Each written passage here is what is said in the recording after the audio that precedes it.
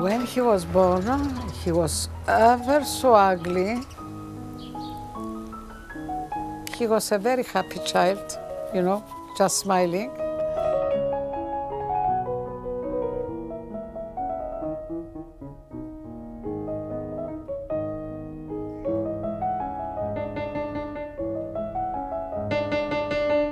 And when I used to sing vivacious and happy songs, so he started, and he was, you know, laughing and enjoying it. And he had a face, you know, like this. But when I started singing a lullaby, which was very sad, Schubert's, so on, he started doing this. I mean, ready to cry. He had reactions for music since he was 4 months old.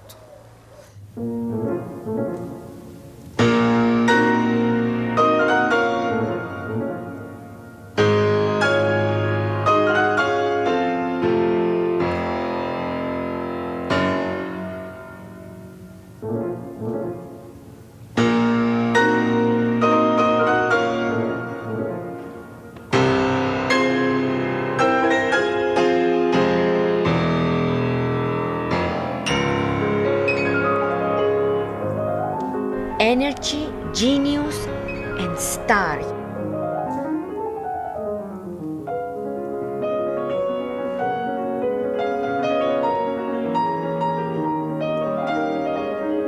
He had this extraordinary combination of a warm Mediterranean soul and this steely, rather mechanical Russian technique. He had a very beautiful sound. To hear sound of Nicolas, it's very true. It has warm blood and meat in it.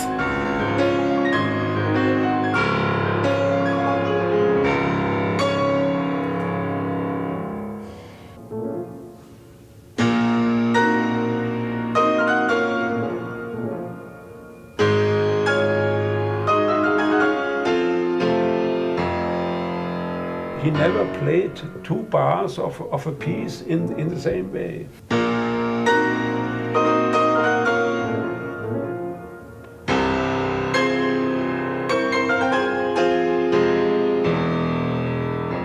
He was in the music. He was one with his piano.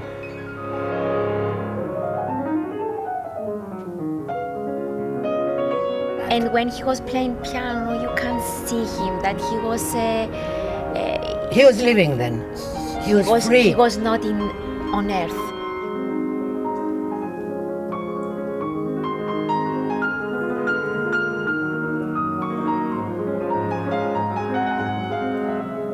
He was a star. I've never met anybody being genius again in music. A man who could achieve anything. When Nicolas played, it was more than music.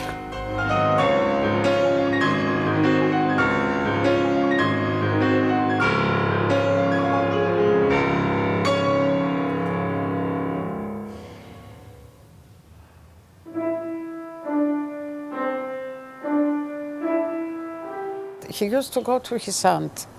We didn't have any piano. He was 5 years old. She used to live very close to our house, Ritsa. And she had a piano. And she was very good at that stage to teach him, you know. One of his aunt was teaching him the piano.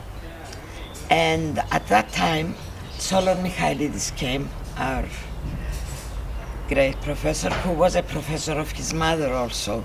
They invited him home.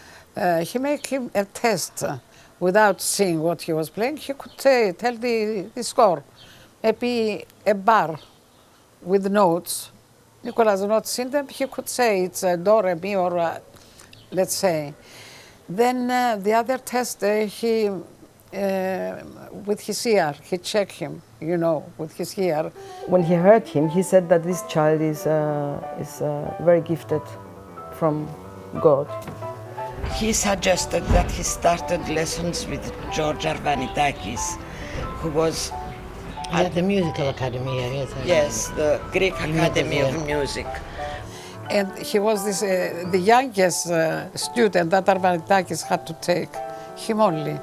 He didn't used to take any, but he realized he was very talented. My first memories of Nicolas. Nicolas playing the piano, Nicolas having to go to the piano and practice. His father was watching over him, even attending his lessons. He lost time, I mean, of playing for his age, you know. He lost this. In a way, it was a sort of a pressure, really. One of the problems of Nicolas all his life was his mom and his dad, that they were over him and overprotecting and Covering. However, he needed that. He told me that he didn't have childhood life. Yeah. He didn't play with the ball. He didn't play the games with the other boys. I remember that he was the one that he could go to the concerts and all the... my parents used to take him with them. I remember it because I wanted to go as well. When he was 11 years old, he won the first prize at that competition, Ketis Papayano competition. He comes back. Then there are serious thinking about, Solonas spoke to us about this special school of music in Moscow. It was the only place that had school for these special children.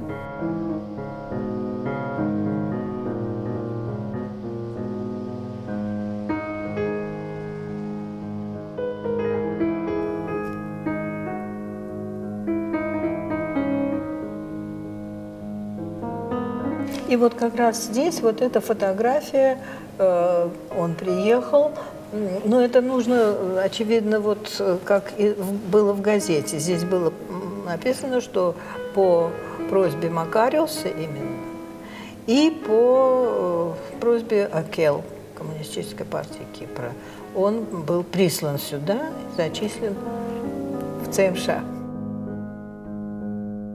I met him Central Music School in Moscow. It was a big world which opened itself for us. Big musicians which we could hear and learn from them. It was a very new situation for both of us. I think this create kind of solidarity. Στο σημερινό ραδιοσκόπιο, ο Κλήτος Ιωαννίδης συνομιλεί με τον Νικόλα Οικονόμου. Ο καθένας είχε το δικό του δάσκαλο στο όργανο του, το οποίο ήταν και το πιο βασικό, όπως ανάφερα πριν. Εγώ είχα δύο δασκάλους. Είχα δύο δασκάλες συγκεκριμένα. Και οι δύο δουλεύαν στο μεγάλο οδείο, το Τσαϊκόφσκι, αλλά διδάσκαν στο σχολείο, διότι το σχολείο αυτό είναι εξαρτώμενο, όπως είπαμε. Αλλά δεν είναι όλοι οι δασκάλοι που διδάσκαν την πέρα που ήταν στο μεγάλο οδείο. Η δική μου ήταν. Και 2 φορές την εβδομάδα είχαμε μάθημα. Μέναμε δε σε ένα οικοτροφείο, το οποίο δεν ήταν μαζί με το σχολείο, ήταν 500 μέτρα παρακάτω και στο οποίο υπήρχαν δωμάτια με πιάνα και τέτοια πράγματα. Υπήρχε και η ομαδική ζωή, ας πούμε, όλων των μαθητών. There were very big, two big rooms, boys on the second floor and the girls on the third floor, and we had educators there. Был Николас, то поскольку он был ребенком с 11 лет, то тут, конечно, внимание должно было быть просто в течение всех суток, что с ним. Он живет в интернате, у него там питание, у него сон, у него физкультура, у него дисциплина такая или иная. То есть в курсе абсолютно всего, конечно. At a certain time the light would be switched off, but we, of course, wouldn't go sleep immediately, so we were telling jokes, and many jokes were pretty anti-Sovietic jokes. Вы знаете, его в основном любили. Он очень легко выходил на контакт всю жизнь. Это его менталитет просто таков. Но были стычки. Вот мне недавно рассказывал ныне профессор консерватории, тогда он был его сокурсник, одноклассник. Были стычки, были.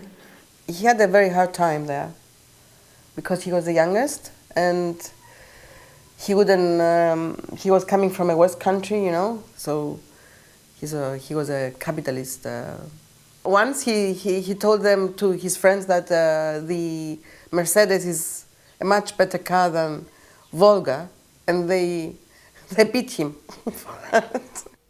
You should keep the rules of being there, of living there. Those rules were there were prescription from the morning till the evening how it should go. I mean, it was a big change, really, and especially the climate and the food. He didn't like it. But he learned very quickly, you know. He was speaking Russian pretty well in a very short time.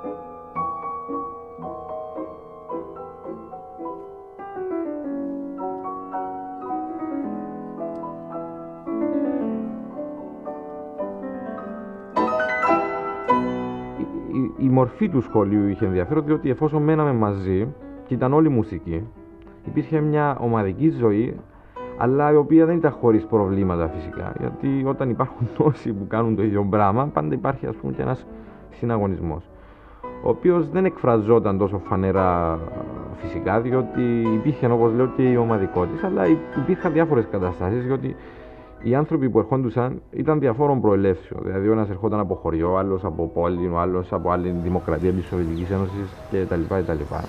Of course, there he was the bad boy, taking gins and some tapes. The Russians knew already about the Beatles. They knew that they existed and they knew their songs, but it wasn't allowed to buy their discs or having them or listening to them. He was playing it immediately and changing it, saying I would do here this and this, I would maybe would be better this and this. And then when he was 16, less than 16 years old, Rima Hananina, the assistant of Emilianova, the big professor, wanted him to go in. They had few months to prepare to go for this big Tchaikovsky competition, which is in those days happened every 4 years. Какую-то серьезную задачу, на которую он бы клюнул, и таким образом через год, в 70-м году, должен был быть конкурс Чайковского. Я говорю: Николас, а что, если нам с тобой программу конкурса Чайковского сделать, помимо того, что мы по программе должны проходить в школе? Как? А я могу? Так а в чем дело? Надо стараться, только и всего. И эту идею он воспринял.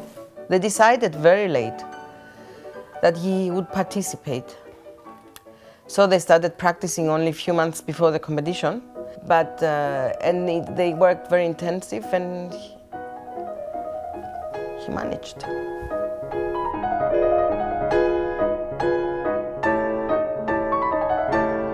А ведь вот он блеснул как искорка. Но когда сообщали уже результаты, мы были вместе с Ниной Петровной в малом зале и слушали, когда, значит, произносили тех, кого пропустили на второй тур. И когда там не оказалось Николаса, Нина Петровна сделала такой жест. Там есть такая бархатная балюстрадочка, мы стояли около нее, она взяла так руку, зарезали. My father was there again. And when they threw him out, a judge of the jury was very upset. And his teacher found out that the reason they threw him out is because if they wouldn't, at the first round, they couldn't throw him out after the second round. He was too good. The main problem is that at this competition, that time would be decided who would take prize long before it was taken. I mean, at least approximately. And this is when I remember him saying, I'm not racing horse, and I don't want to do that again, ever.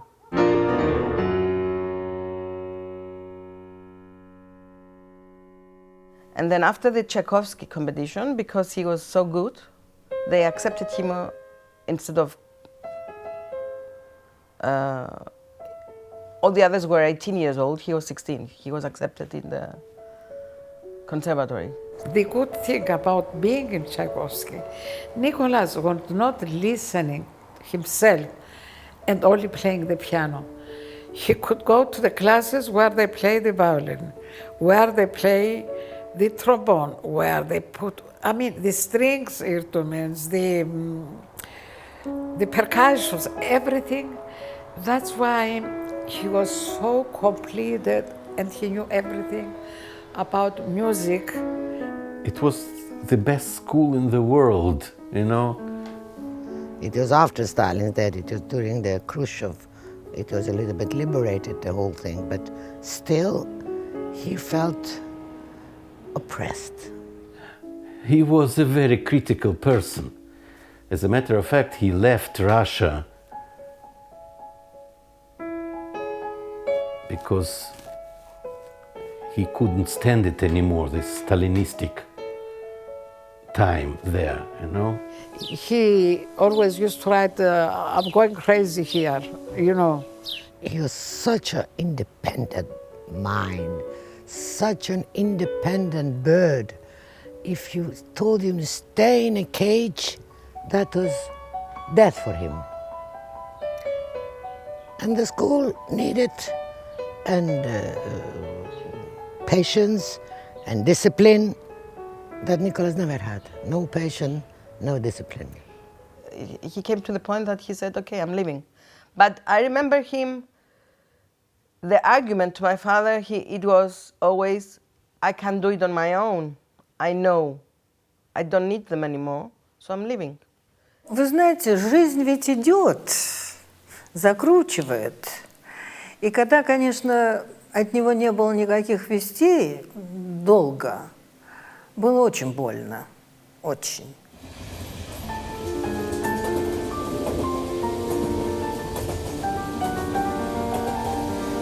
So he went to Germany because we had some friends, an English couple. He stayed with them.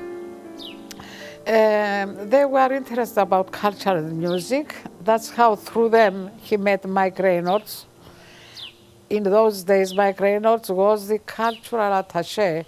I first heard about Nicolas from some friends of the family, and in 1971, these friends, talking to us at a party, said he was desperate to practice his piano.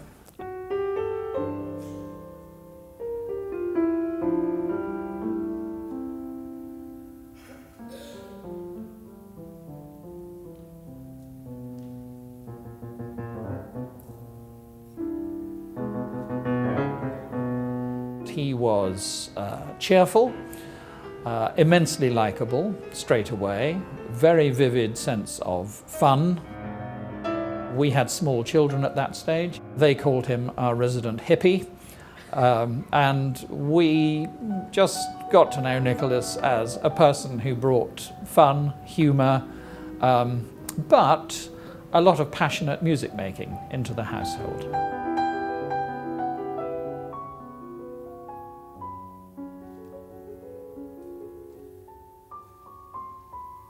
I suggested to Nicolas that one thing that he needed was not just to practice on our piano every day, but to start giving concerts to people. So I said to Nicolas I would be prepared to put on a private concert for him, and I would invite 50 or so movers and shakers who lived and worked in Düsseldorf. And everybody crowded into our music room, filled the hall and the drawing room, and Nicolas sat down and played Mussorgsky, played pictures at an exhibition.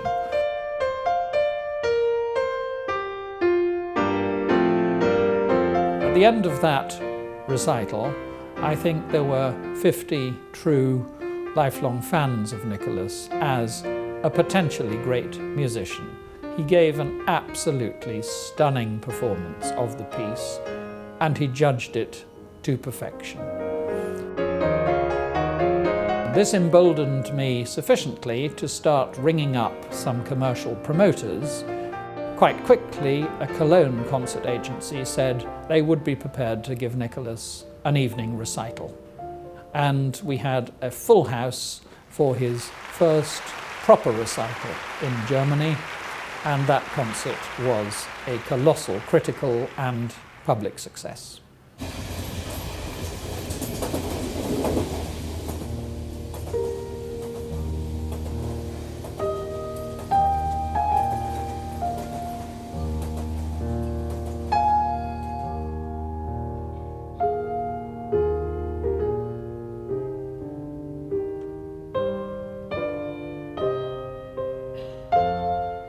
Elmar!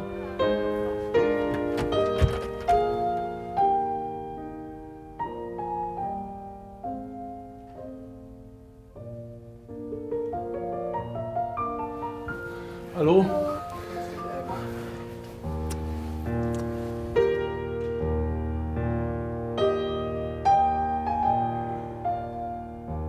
From Düsseldorf we came to Rome, just for a few days, yeah. And I was sitting beside Nicolas, and he was all the time telling me bad Russian jokes. But somebody mentioned next day there would be a small concert by this man with the dirty jokes. And I asked, which is not my normal behavior, asked if I could be present at the time. And I invited myself. And this invitation of myself changed my whole life. This is how the whole thing started with Munich. They told him that Munich, over Elmar, he met his friends, Elmar friends, and they told him that the best city in Germany to start a career is not Düsseldorf, is Munich, because that was the center then. Elmar was always around from the very beginning, and I remember that his first concert was a big cultural event in Munich. There was only one thing to do to make this known to the public, is to create a kind of myth, a kind of legend. Yeah? The first concert in the Hercules Hall in Munich was sold out by pure one telling the other. Did you hear? Well, there was much rumor and much high expectations on this concert.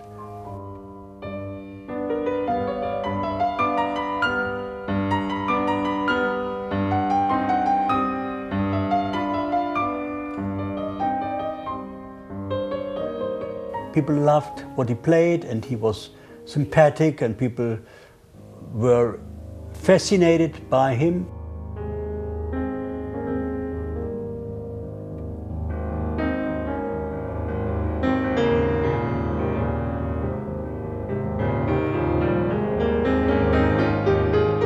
Once there came quite a famous music critic here to us to somehow, I don't know, he wanted to fetch something which I don't remember. And then he said, I don't know, there's something about Nicolas Economou.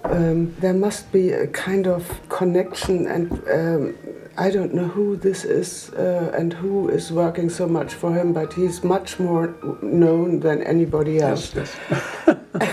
And then we laughed very much. We didn't tell him that he was really in the center of the spider net, because it was all around our house. And he said also, it seems to me something like a Munich mafia. Yeah. For Nicolas Economou, he is not the It was. But he was in a kind of center of it. So and he stood here in the kitchen, and we said nothing, and said, okay, you're here in the center of the mafia. He was in Padrino, the Godfather. Yeah, Godfather was you.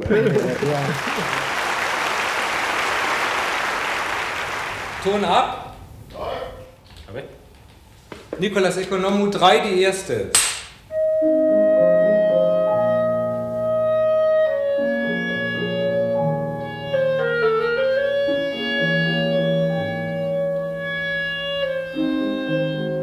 Meine Damen und Herren, Economou, ein Mann, das Fußball spielt und auch ein bisschen Zeit für Klavier findet. Was meinen Sie, Herr Economou, wenn Sie diese unglaubliche Minuten zu uns geben, dieses unwahrscheinlich, diese unmenschliche Fußball, das Sie spielen? Hat das etwas zu tun mit der Musik? Und wie sehen Sie die Zukunft von unserem Leben mit Fußball? Werden alle Leute Fußball spielen oder es werden nur für privilegierte Leute ein Alle werden Fußball spielen, wissen Sie? Jetzt verstehen wir alles. Ja, das ist ein sozialer Mensch, ein Musiker, ein Fußballspieler, Economou. Guten Abend, meine Damen und Herren. Sie sehen jetzt die Sendung Klavier als Sport, in dem wir Ihnen zeigen den schnellen Pianisten, und er wird spielen den Minutenwalzer von Chopin in weniger als eine Minute. Wir wünschen Ihnen gute Unterhaltung. Time is money.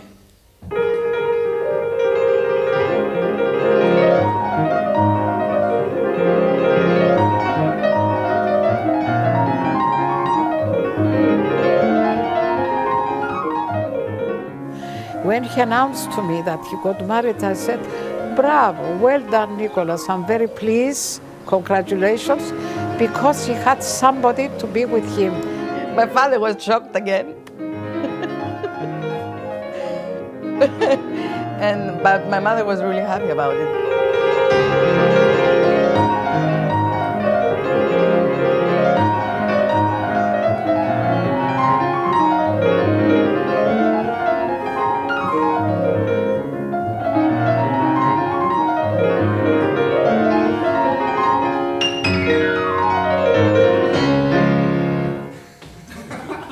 Sind 53 Sekunden.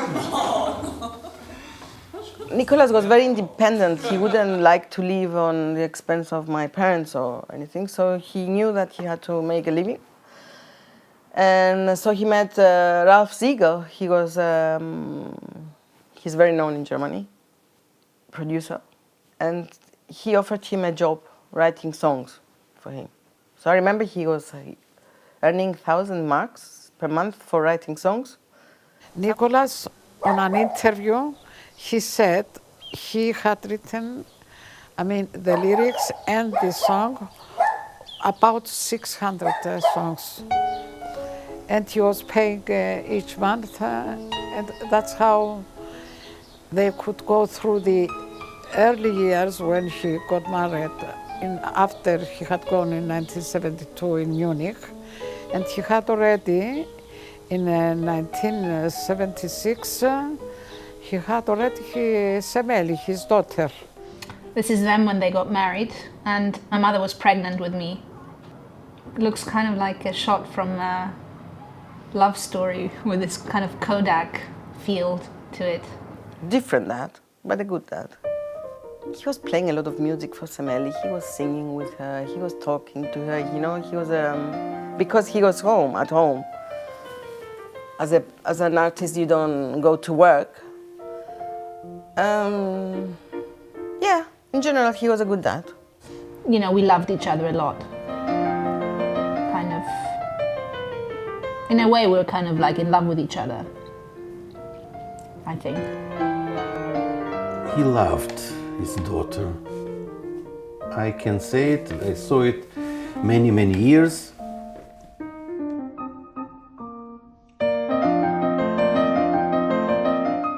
She was really the emotional center, and I mean also the pragmatic center of his life. I mean, he wasn't particularly proactive taking me to museums or anything like that. Like, I remember sometimes I was really bored and he said, "Do you want to go out? Should we go for a walk?" And I would get really excited. And then he'd take me to electronic shops and look at, you know, music equipment or like cameras and stuff. And I was so bored out of my mind.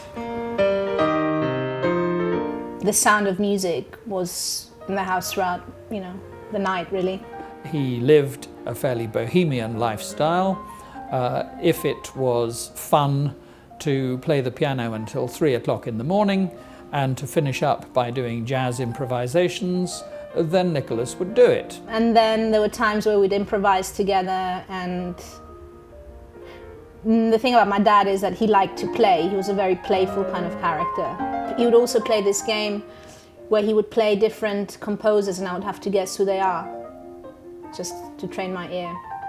He was a good father. I think he was a good father. He was not easy, but what does word easy has to do with being good or less good, you know? He was a not easy good father.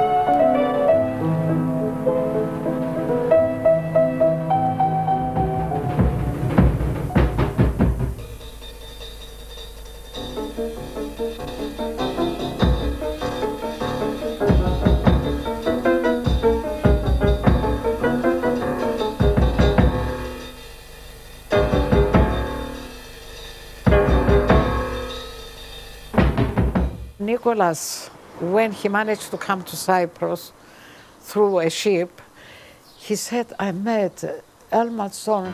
He's like an ancient god." And Elmar, who was then the second director of the cultural department of Munich, had quite a strong influence on the media and all the things in his function. Your role in Munich when Nicolas arrived, you really went around to all friends you had, also came to us to say there's really an incredible person arrived in Munich. Nobody knows him, but I say to you, he's the greatest. And so they were attracted and they became one. And that was a big help for Nicolas to start. He was really very lucky. When I got to know him, he played some concerts, and when we started, always successful. People loved his playing. He didn't play very often, but I would say once a month. And then the piano summer came up in 1981. It was his idea with Manfred Frey that they started it. And it through Nicolas that Martha could go there and play, Chick Corea would go there and play. He got a big concert with Chick Corea, was packed in the biggest venue of Munich then, Kongresshalle. I would say nearly 2,000 people.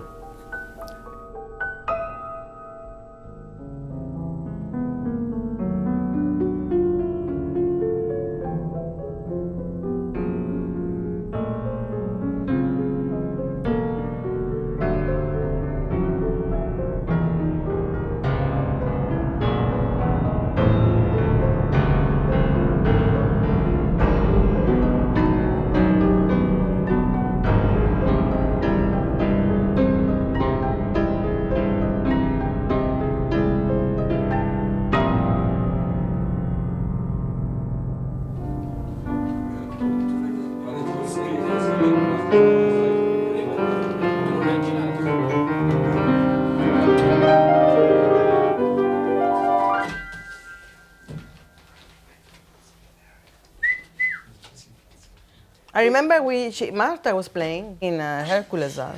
We went because he wanted to meet Martha. I think my memory is not very well, but I think we went backstage. This is what he used to do always. If he wanted to meet somebody, he was just going there and meeting them. I mean,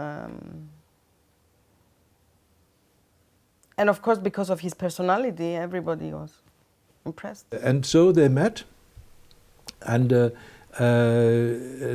Nicolas, it was a fulfillment of one of his wishes, of his desires, of his dreams, to meet the great Martha Argerich. Martha, my dear, you have always been my inspiration. Please be good to me. Martha, my love, don't forget me. Martha, my dear. Martha, my dear. Great singing, yeah? Yeah, go on, it's very nice. Yeah, why don't you sing it? You see, I came just when you were starting this. They were very good friends. Yeah. It's a nice song. She's a girl, yeah. He was admiring her, and he was a very good friend with her.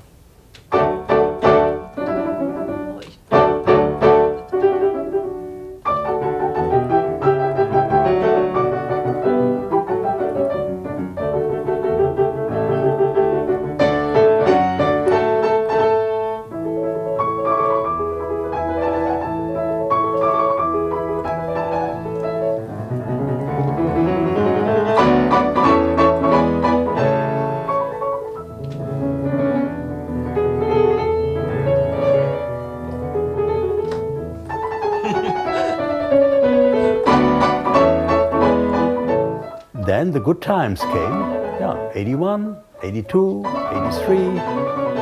Then we made a tour, for instance, with Martha Argerich. We went through the biggest halls in Germany, 10 concerts, and I was the one to organize that. And was not complicated, because Martha was already world famous. She was a very, very famous lady, and he became more and more famous with her, by her side, I mean, and also in the festival concerts, and then in the TV, in the broadcastings of our films.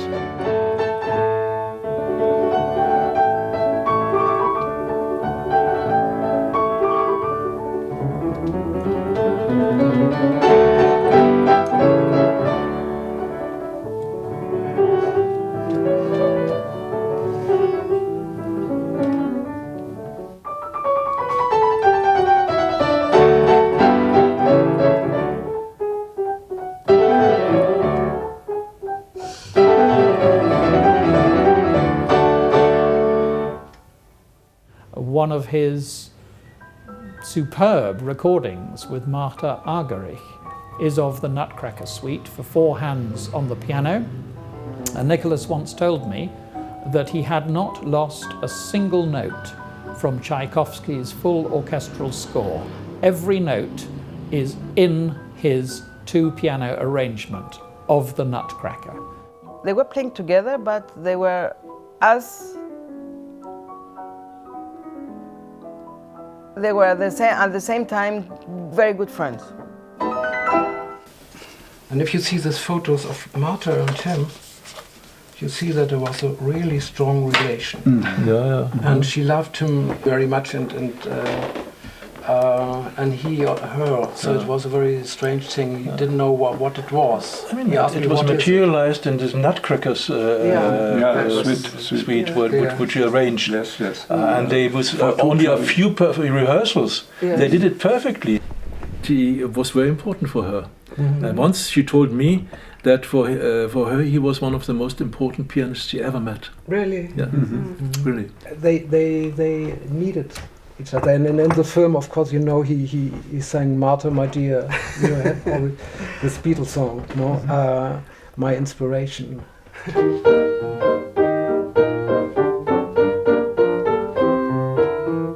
You silly girl, that I know. You can say it. You silly girl, look what you've done. And Deutsche Grammophon made the recordings. The first recording was with duet with Chick Corea. The second recording was a duet with Martha Argerich. The third recording was a solo CD with a picture of an exhibition with the Deutsche Grammophon, the #1 label in the world, the yellow label. So Nicolas was in the very best condition to make a real career.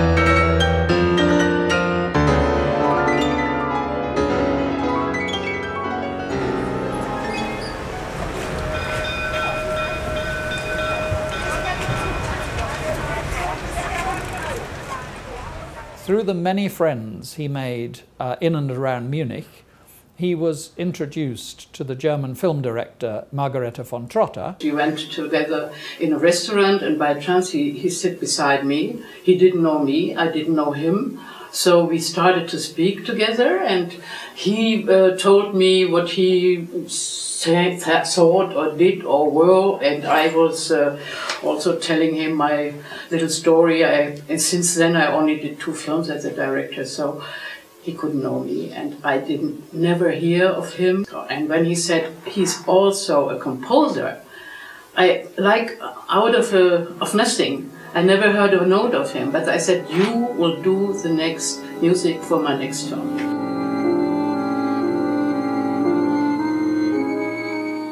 And so he laughed and I laughed, and that was it.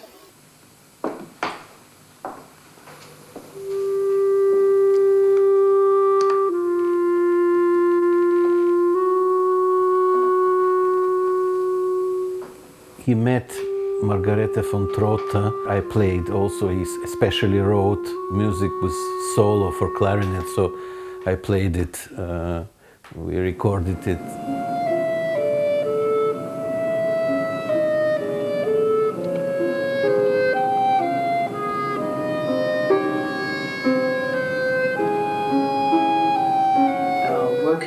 Nicolas was very special because it was the first time for him, so he had not yet a method or a strategy, or he was very insecure. He was very talented, but very insecure, and so he wanted me all the time beneath him. So I had to come every night or every evening to his house, to his apartment, and we spoke, and he played me the music on the piano.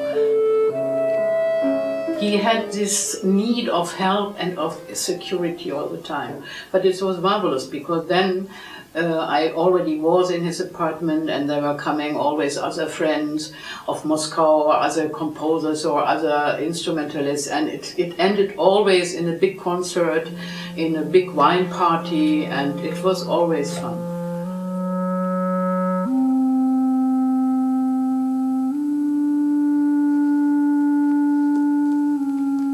I like very much his compositions. There were wonderful things. For the Bleierne Zeit, was it not? Yes, he did it, but it's really good music he made, and it's wonderful. He did.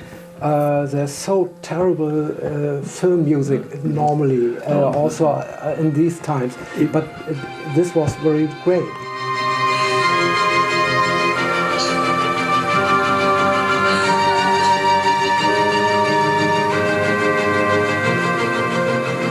We did 3 films, Bleierne Zeit, Sheer Madness, and Rosa Luxemburg.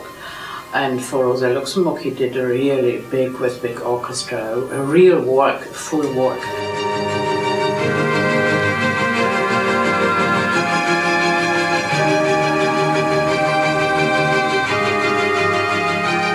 I think his film music is absolutely wonderful. And I think he did a superb job on creating the right sort of musical ambience for the films that were being made. I think he might have had a career as a film composer and arranger. If he would have make a decision to be a composer, it would have been enough for his whole life, but he did not. Yes. He was the writer, the composer, the pianist, the filmmaker, the politician. He wanted to become president of Cyprus. He wasn't a film composer. He didn't see himself like this, but the moment he did it, it was quality, because he couldn't do it otherwise.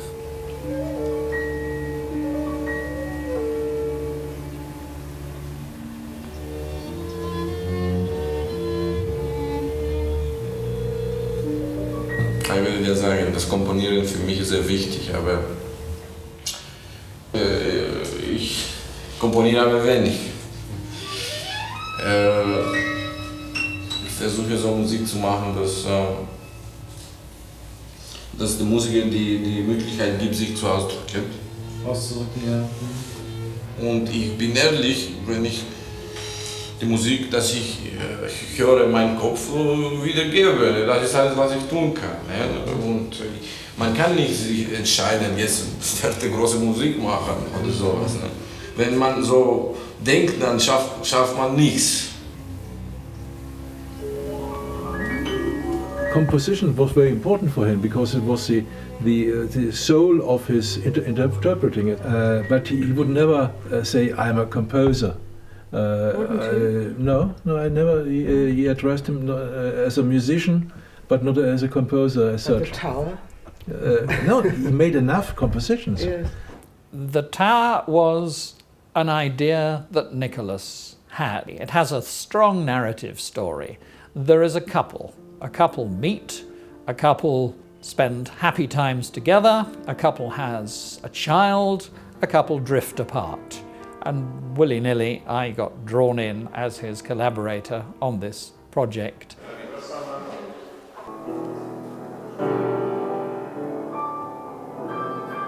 Working with Nicolas was unadulterated joy because of his own pleasure in what we were creating together.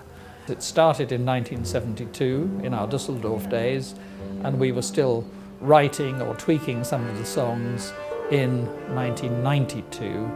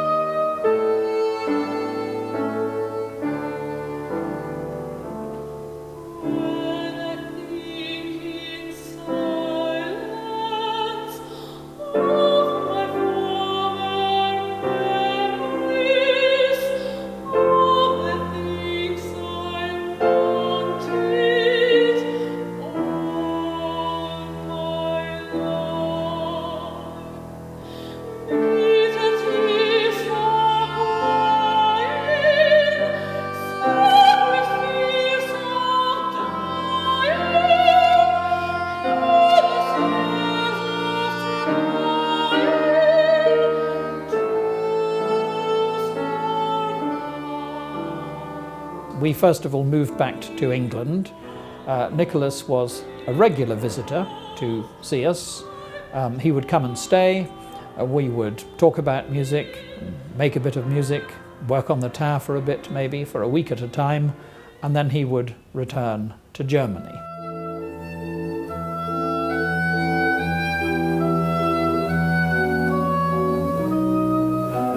Once upon a time I found you, and we shared a dream. It would not have been a life. Now your life is just the beginning, never mind the pain. While I try again with my lost life. Memories, a funny game, feeling never stays the same, and it's too late now to change your mind.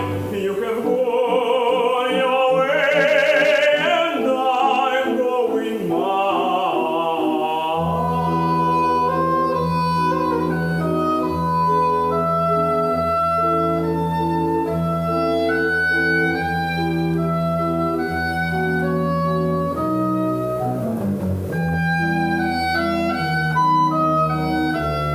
Then the next piano summer came, 1982. He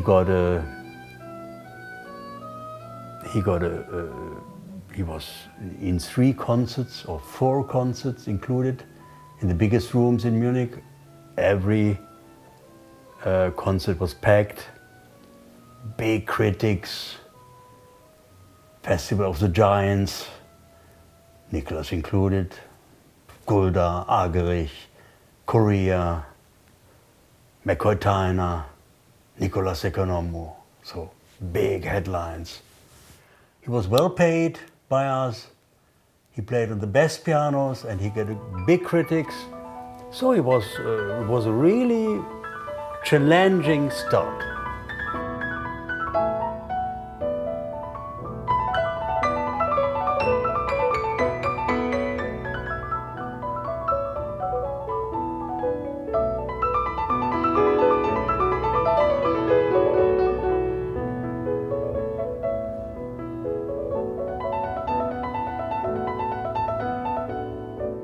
It's one of the best pieces in the history of music is when Chick Corea, Friedrich Gulda and Nicolas Economou play together. All the glances they change. It's fabulous. It's also famous. It is called The Meeting. Yeah? 3 genius meet.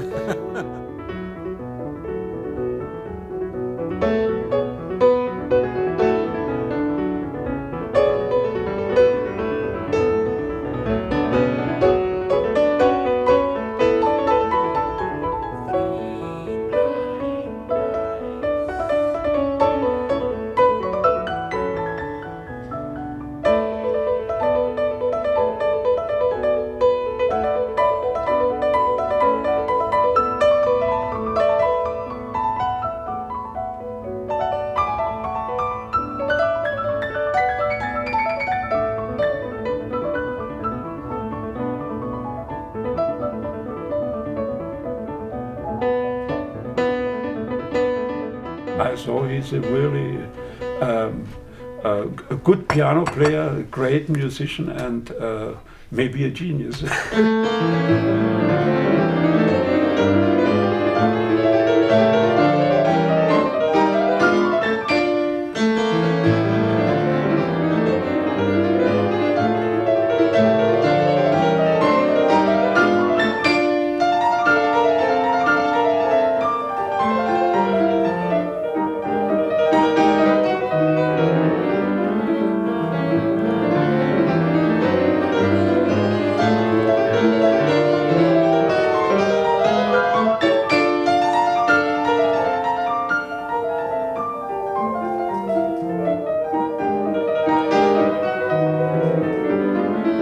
I think his performances of German romantic music, especially Robert Schumann, not also Franz Liszt.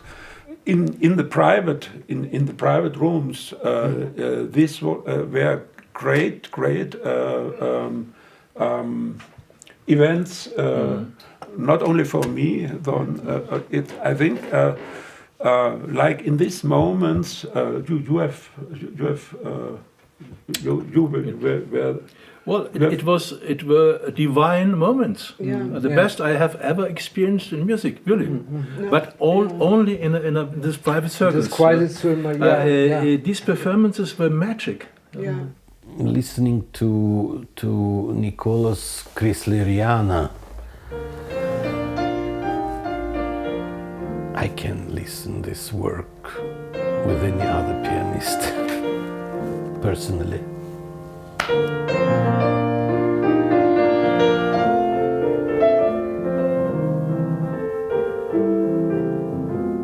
From the critics and for people that are still alive, like Martha Argerich and so on, they say that for Chrysleriana, nobody can interpret, even her, like Nicolas.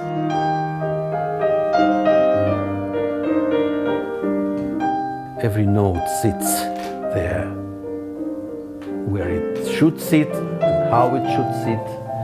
And Nicolas understood the meaning of pausa.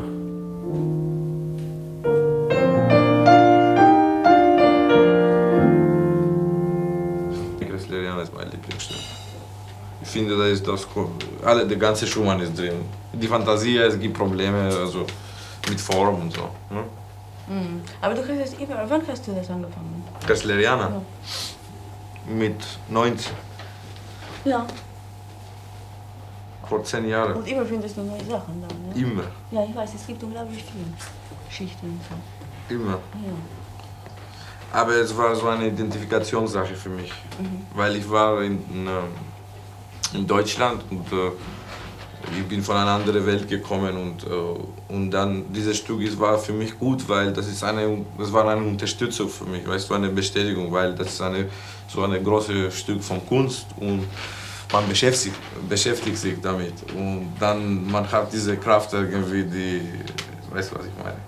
One time when we sat in this room, I remember there was after one of these Klavier Sommer, and Martha Argerich was here, and also Chicorea, and we spoke about Chrysleriana, and Nicolas made this problem of the artist who never comes really in contact with the public and is destroyed by the public more or less. And stays alone and has this inner feeling you said. And we spoke about, and then Chicorea, a good friend of Nicolas, also said, but I don't know where is your problem, she said.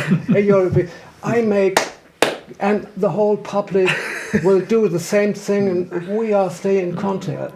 No, this motive of Chrysleriana, the last few sounds, was really his life motive.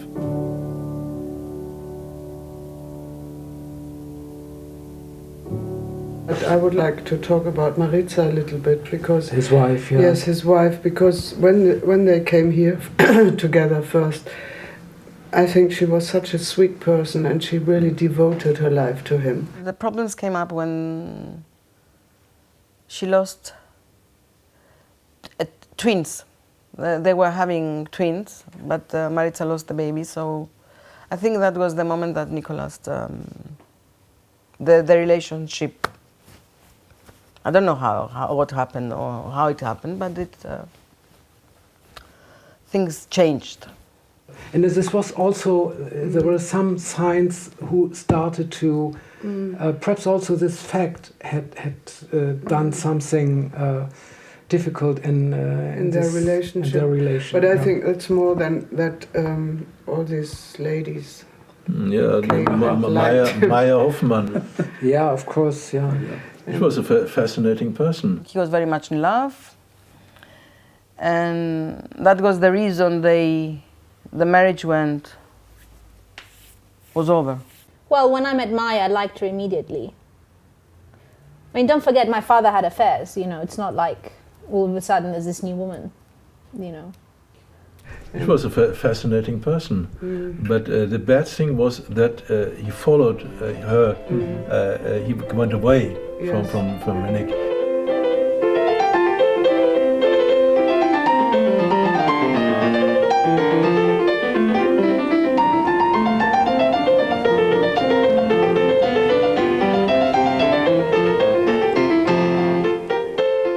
I thought maybe she would be good for him. They had many things in common, intellectually, and you know, and she was, you know, stunningly beautiful and interesting.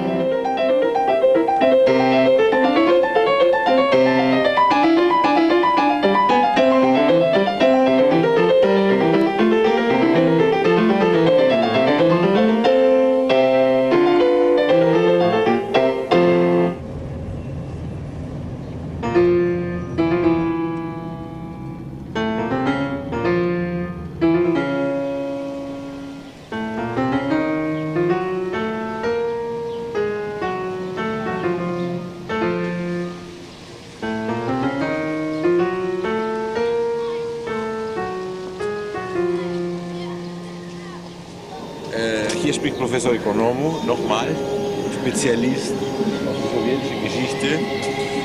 Alles, was den Stalin betrifft, den Lenin und den Trotzki, kann ich Ihnen erklären, aber Ihre Kassette ist zu kurz. Nicolas would have been a fabulous figure playing his piano in 1918, 1919 at the heart of the Bolshevik Revolution. He really could have talked ideas, as it were, with Lenin, with Trotsky, with all the people who were espousing the new world that was to come. He was a very left person. He was a communist. That's what he said about himself. Without being in any party. That's not what he meant with him being a communist. Loving him so much, and I think he liked me also very much, but sometimes we were killing each other 3 times a day, talking about politics. He said, it's better to be a communist out of Soviet Union than to be in Soviet Union and don't feel nice being a communist. My father was an idealist, really. So, and a philosopher, I think. And I think everything has its context. So at the time, you know, politics fitted that context. Nicolas suggested that communism had all sorts of good points in those days. I suggested that communism had more bad points than good. He never used to belong to a party, first of all, never. He was left, he was a real communist, dialectic, but never been to a party. Every good thing was on the left side for him.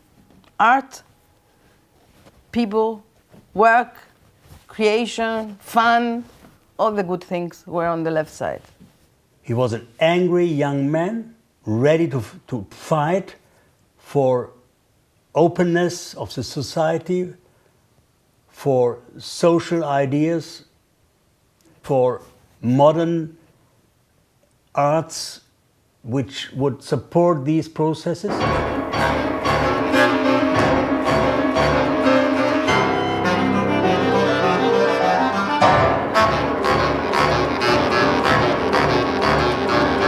My father wanted to bring talented people together and make art part of people's everyday life, not an exclusive thing that, you know, is for certain people.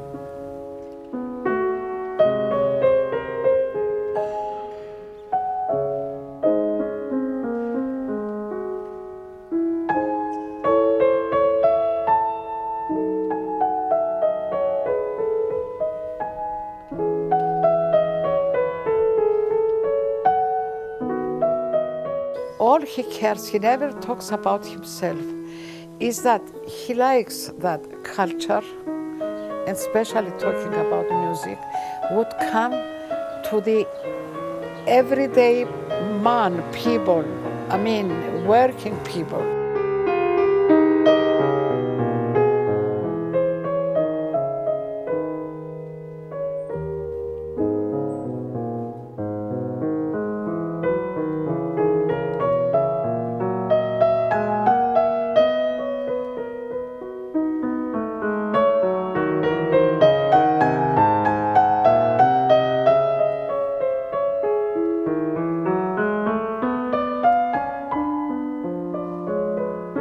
I think he became, I don't know if he became more ambitious or more frustrated with his work or more inspired. I don't really know exactly what it was, but I think he wanted more from his life than he had.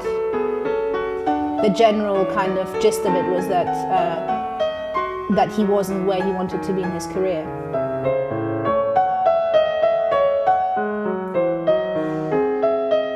He wanted to make a very big career, then playing not only with Chick or Marta or Gulda, then playing on his own in the biggest rooms of the country.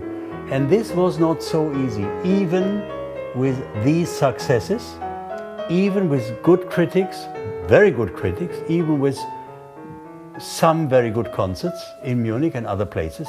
But a really big career was not so easy. And he wanted it subito, immediately. And he was not patient at all. He was not patient at all. I think he found it difficult to adapt to the fact that there are many more political games involved, and it's not just enough to be good. You have to play the game.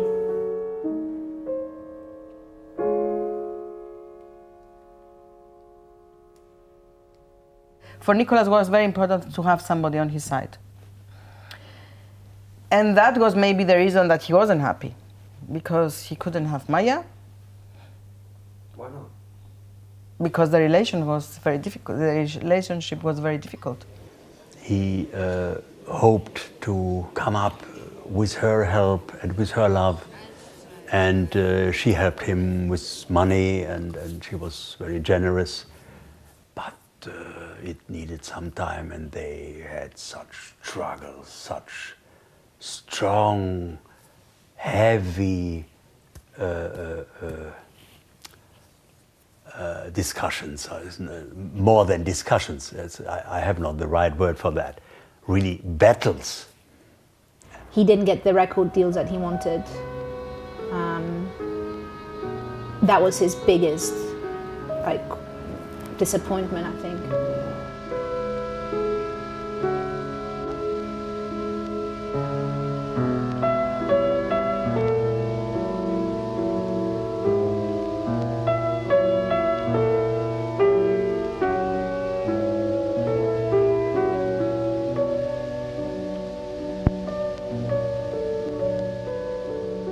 He was drinking a lot, trying to find ways, new ways.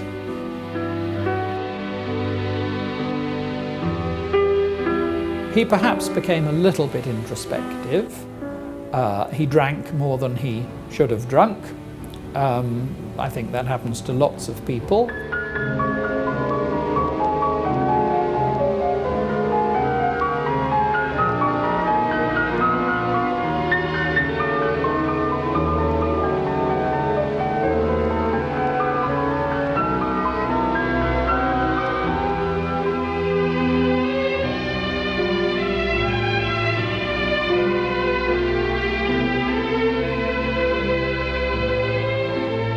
Do you want me to get crazy or to get cancer? That was his answer.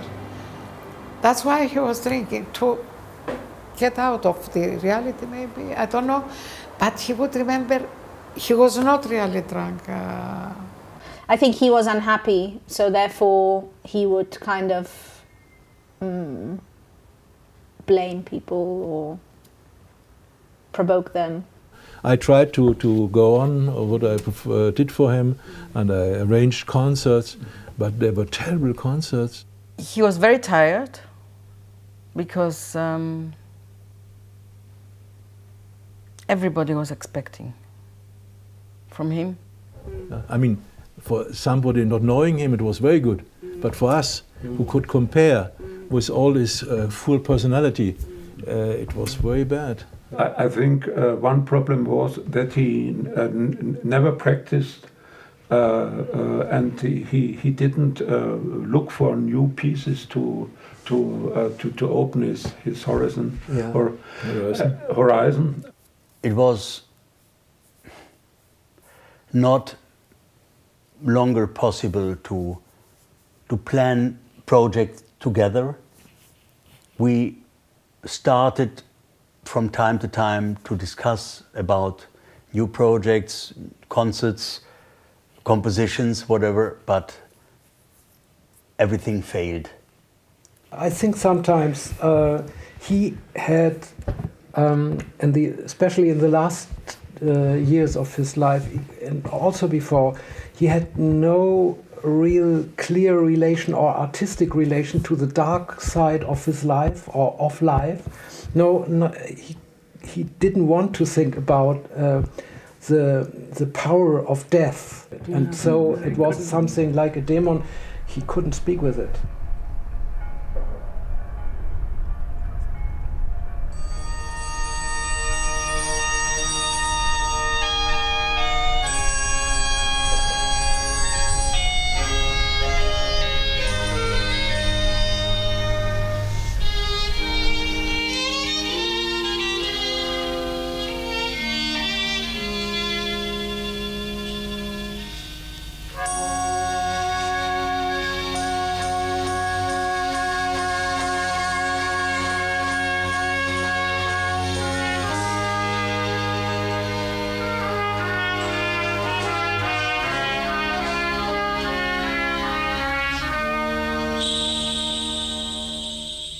When he came to Cyprus, he wanted to make this center for arts and science.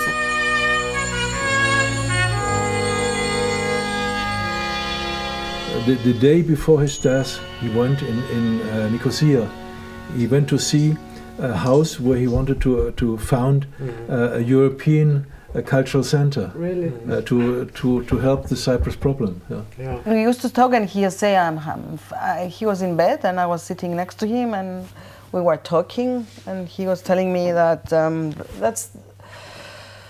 he has enough, he doesn't want to live anymore, he's tired. And then I told him, what are you talking about? Yesterday we were talking about having this center, and you still want to have so many plans and want to do so many things and change so many things. And then he turned to me and he said, yes, you're right, it's true. When he went to Cyprus in beginning of December to his family and Limassol, he was in a quite good mood, and I had the feeling, oh, maybe that he's that a change could come. He was really in a good mood, and he was looking forward and said, yeah, I will make a concert there.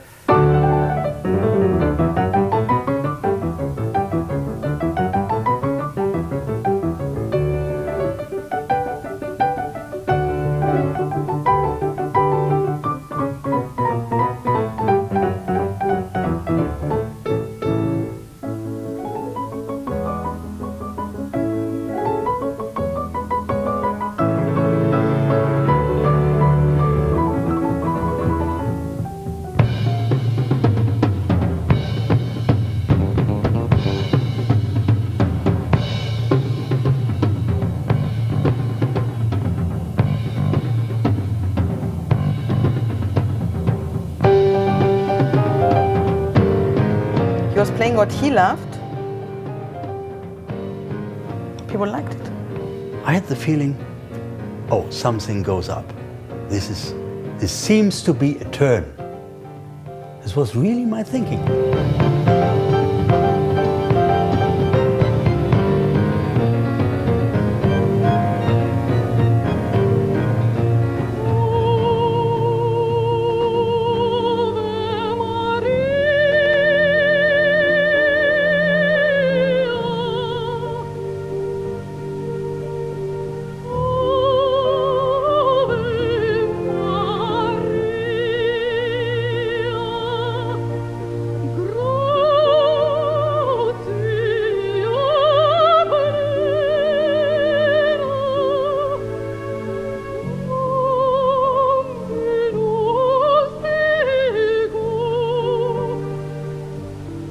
his last concert in Cyprus was in this theater, and the television was recording it.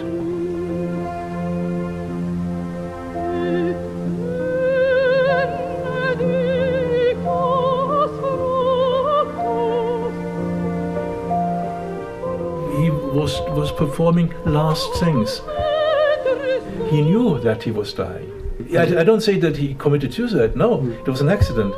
But in a way, he knew that it was over.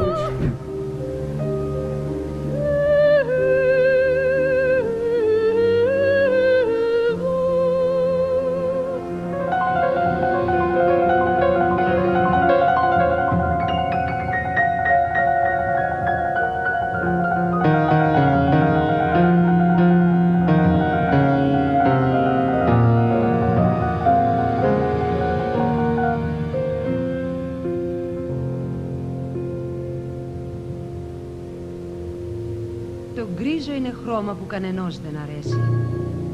Τα γαλάζια, τα πράσινα, κόκκινα, κίτρινα. Το ουράνιο τόξο μετά τη βροχή. Στο βενζινάδικο στέκει ορθώς ένας μικρός. Η στολή είναι πράσινη, με λίγες λίγδες λαδιού και τα μεσόνυχα μαύρα, σαν του πουλιού. Ο ουρανός είναι γκρίζος, αν τρέχει βενζίνα γκρίζα κι αυτή. Στην κιανή αχτή. Τα αυτοκίνητα τρέχουν, χρωματιστά μυρμήγκια. Γκρίζοι επιβάτες. Ωχ, πόσο γκρίζοι. Η μια ή η άλλη ή ο άλλος νομίζει πως μια στάλα θάλασσα ή ουρανός τους γεμίζει. Γκρίζοι είμαστε όλοι και γι' αυτό επιζούμε, δίχως να ξέρουμε ακριβώς τι ζητούμε.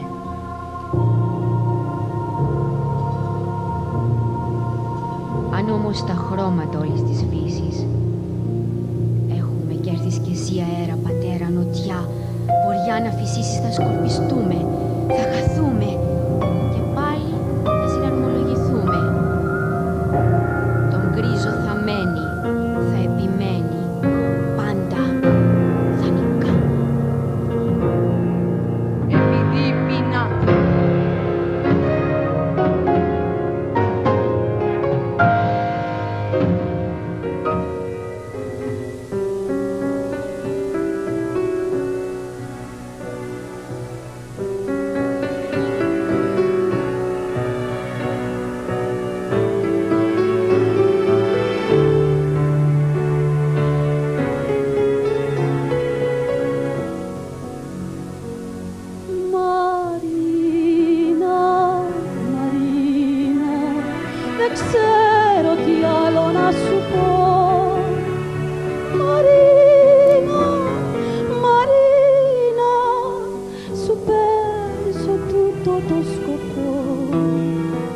I remember one time, maybe a couple of months before he died, I looked at him and I asked him, I said, do you, how did I put this question? I said, do you regret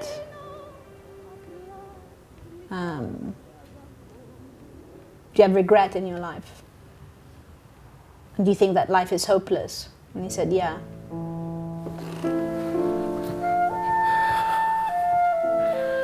Actually, this photo is always with me. Sometime before we were played in festival in Venice. We played Schumann, pieces of Schumann, and it was unforgettable. It was not, I felt it was so good, it was not music anymore. Something happened there. I believe I felt that I'm losing him. Считаете ли вы, что он реализовал свой потенциал в жизни? Нет, конечно нет. Конечно, там еще столько осталось всего. И он так нужен, вот нужен такой менталитет, такой объем таланта, такие возможности. Нет, конечно, это обрезало жизнь, которая неповторима. In a telephone call we had had with Nicolas very shortly before his death, he was almost saying goodbye to us. He was talking to us about the friendship we had had, how much he loved us both, how he hoped that various things would still happen in our lives. We thought perhaps he was being slightly over-emotional. We thought perhaps he'd had a very good evening with friends and he was ringing to tell us that he loved us. No, he was not always happy. As every human being, I think.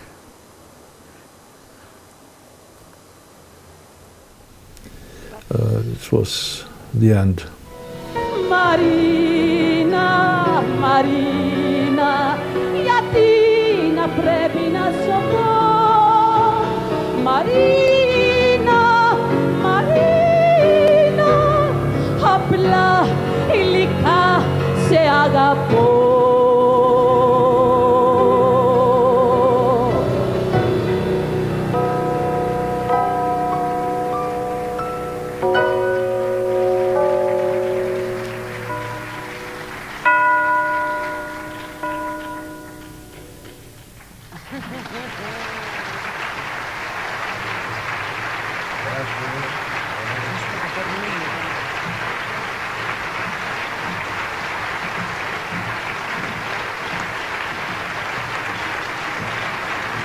I said, why don't you sit down and write?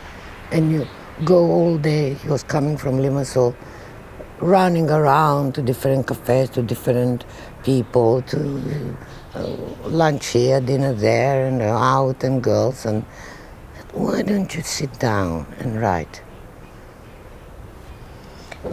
I wrote everything I wanted, he says. It was a rainy night, a stormy night, it was a dark night. Nicolas was in Nicosia with some friends from the theater. And then at the end, I think he was in a pub, he always used to go, and then he decided to come back. At the beginning, he wanted to stay, and then he decided that he wanted to come back home. And he started driving. He had the audio tapes as usually. He used to smoke. I don't know if he tried to smoke a cigarette, to get a cigarette, or to put a tape. It was a very bended, a very big curve. And he flew out of the road. And actually, I sort of woke up and sat up on my bed, actually precisely the time when he died. Somebody rings to me very early in the morning. I answer the phone. They found Nicolas' car in Cofinu, but they can't find Nicolas. And I thought, oh, what is he doing now again? He didn't say that it was an accident. He was asking me about a car. And I never thought, I thought maybe Nicolas stopped somewhere. And the other one wasn't saying clearly what it was. So I remember telling my mom, ask her if he's alive. And then she asked, and then she said, I'm sorry. I woke up the next morning, I could hear some phone calls and people crying, and I kind of knew he was dead. And I was screaming and shouting. When the telephone call came from the Larnaca mall, called, you can fetch the body now. They froze. Everybody. Monica tried to make him look, his face not to look, how I would say, because of the accident, to look good looking like he used to be and so on. And I had to clean him, and dress him.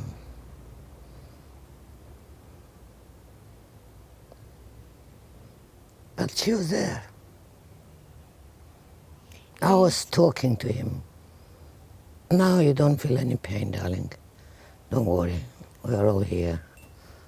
For me, he was always young. He will never change into an old man.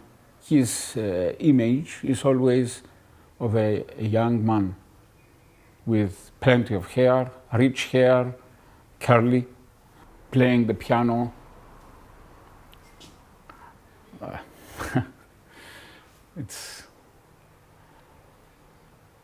Whenever I hear a piano,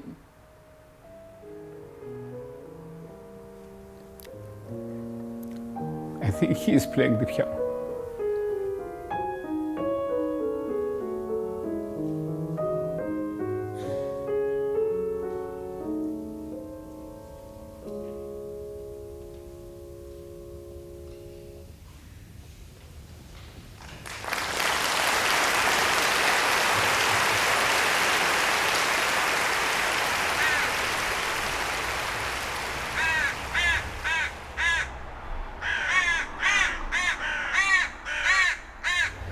Και του παπά του, αν καμιά φορά πεθάνω, με θάψετε στην Κίσονη.